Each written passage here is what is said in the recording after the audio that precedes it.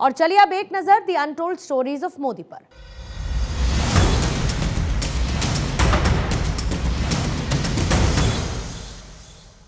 कारगिल युद्ध के बाद जब चुनाव आया तो मोदी जी ने एक शहीद की पत्नी को टिकट दिया और वो चुनाव जीतकर सांसद भी बनी और बाद में उनकी इस दूरदृष्टि का बहुत अच्छा परिणाम देखने को मिला।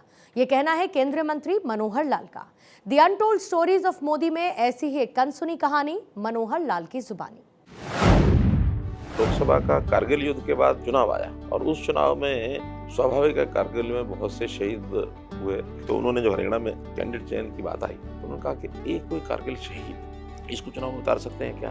हमने खैर प्रयत्न किया। प्रयत्न करने के बाद और एक 5-6 दिन बाद मैंने एक नाम उनको बताया कि ये नाम है और वो नाम था हमारी सुधा यादव जी जिन्होंने पार्लियामेंट में हमने ढूंढा और टिकट देने के बाद जो थम्पिंग रिस्पॉन्स वहाँ हमको मिला काबिल तारीफ।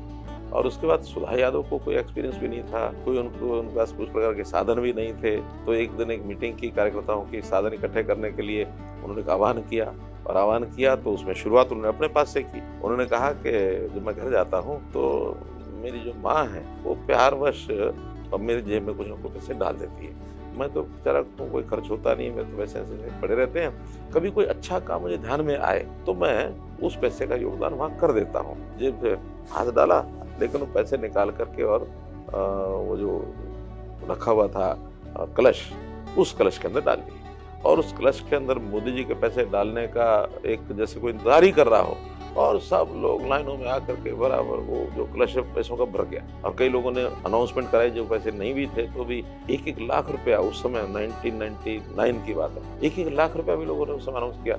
7 लाख रुपया उस एक सभा में जब इकट्ठा हुआ चुनाव पार हो गया।